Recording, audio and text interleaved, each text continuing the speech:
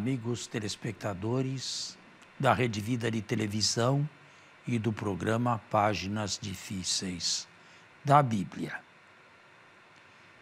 Nós encerramos no domingo passado, ou não, no último encontro, o capítulo 13. Praticamente todo foi explorado. Agora, o título deste programa de hoje seriam os discursos... Discurso de Paulo aos pagãos. Discursos de Paulo aos pagãos.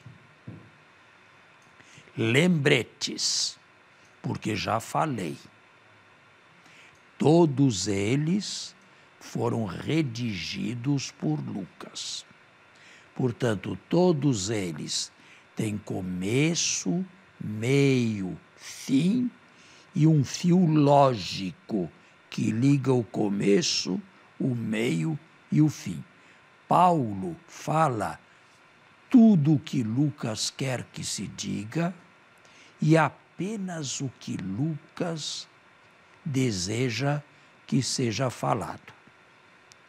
Quando termina a visão de Lucas, um ponto final é colocado no discurso. Alguém poderia objetar, mas então estamos diante de falsidades? Absolutamente. No passado, isto não era considerado falsidade nem para os livros bíblicos e nem para os livros não bíblicos, para a produção literária da antiguidade. Agora, há que se tomar bem conta da balança. Ela não pesa para um lado só. Quando Paulo fala a gentios, a pagãos, ele não discorre sobre a história da salvação. É Lucas quem o faz falar, mas não arbitrariamente. Não fala dos patriarcas, não fala do Êxodo, não fala da marcha pelo Sinai, não fala da conquista da terra, absolutamente nada daquilo que constituía a pré-história de Israel. Portanto, uma coisa é discurso feito a judeus, que conheciam tudo isto, através da leitura constante ou da audição da Bíblia. Outra coisa eram os pagãos, que não conheciam nada disto. Então era preciso não só anunciar Cristo, nem só em primeiro lugar anunciar Cristo, mas era preciso anunciar em primeiro lugar o monoteísmo, coisa que os pagãos não cultivavam na antiguidade.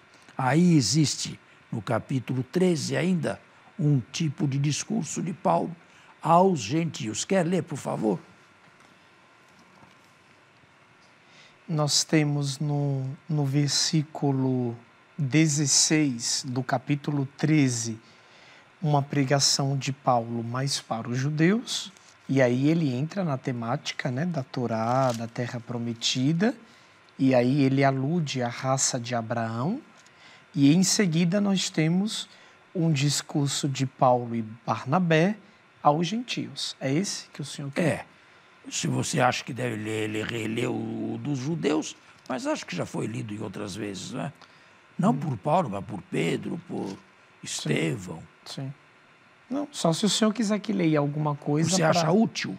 Só para exemplificar para o nosso telespectador, né? Por exemplo, o padre quis nos dizer o seguinte: Lucas, quando quis que Paulo falasse para os judeus, ele então sabia como fazê-lo, né? Homens de Israel, versículo 16, só para ilustrar.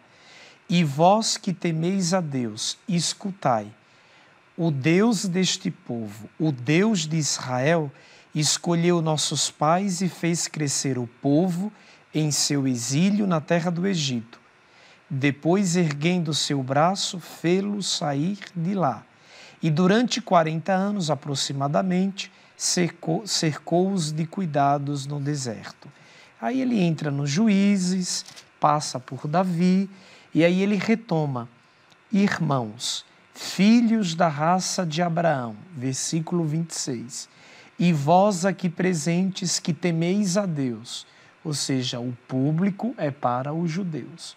O público simpático à religião judaica, Sim. mas não convertidos ao judaísmo. Esses são Por os exemplo, tementes os a Deus. tementes, né? A vós foi enviada esta palavra de salvação, pois os habitantes de Jerusalém e seus chefes cumpriram sem o saber as palavras... Veja como Lucas mitiga as coisas sem o saber. As palavras dos profetas que a cada sábado são lidas, evocação da Torá, sem encontrar nele motivo algum de morte. Condenaram-no e pediram a Pilatos que o mandassem matar. Quando, pois, cumpriram tudo o que estava escrito a seu respeito, retiraram-no do madeiro e o depuseram no túmulo. Mas Deus o ressuscitou dentre os mortos e por muitos dias apareceu aos que com ele tinham subido da Galileia para Jerusalém, os quais são agora suas testemunhas diante do povo. Ele faz uma espécie de anamnese, né? Mas bem curta. Paulo deve ter falado muito mais. Em um discurso desse, você lê em 2 minutos. Sim. Paulo não falou apenas 2 minutos. Veja a redação de Lucas. Veja o amor à brevidade por parte de Lucas. Ou seja, por ocasião da narrativa, Lucas abrevia muito provavelmente. Tudo. Paulo deve ter feito um discurso de horas, e não de 2 minutos, como se lê hoje. Sim.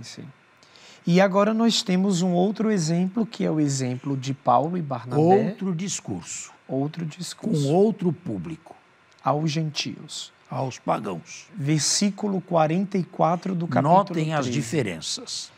No sábado seguinte, quase toda a cidade reuniu-se para ouvir a palavra de Deus. Vendo as multidões, porém, os judeus encheram-se de inveja e com blasfêmias contradiziam ao que Paulo falava. Com toda a intrepidez, porém, Paulo e Barnabé disseram: era preciso que a vós primeiro fosse dirigida a palavra de Deus.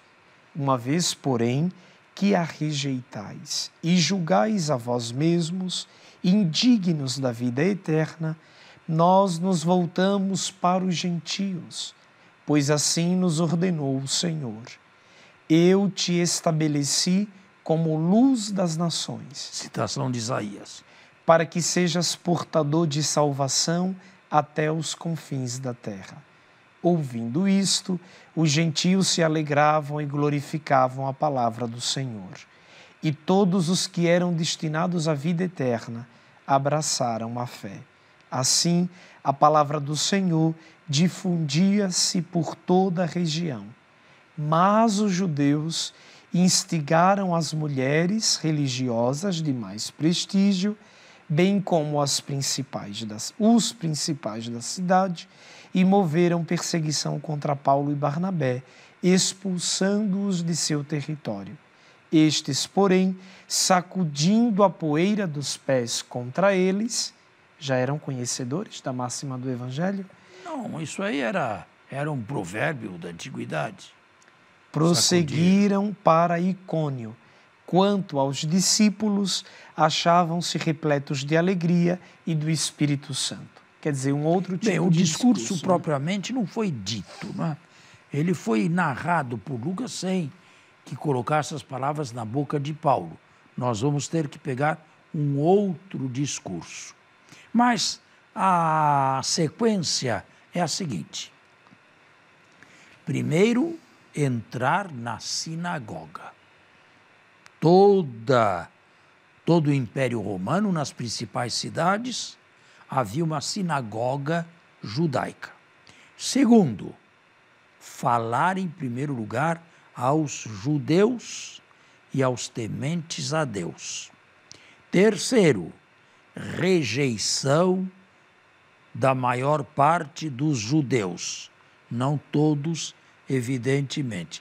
Quarto, o anúncio que em primeira mão deveria ser dirigido aos judeus, agora, com outras palavras, é dirigido aos pagãos. Este é digamos, um conjunto de itens que vão ser comuns em todos os outros discursos de Paulo. Sinagoga, judeus tementes a Deus, divisões e gentios, pagãos. Agora, Tá claro? Padre, cá para nós, num primeiro momento, é um movimento muito ousado, porque coloque-se no lugar do bom judeu.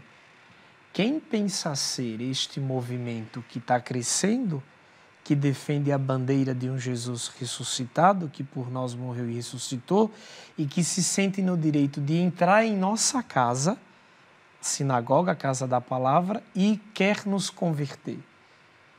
Bem, vamos fazer um intervalo e voltamos a isto.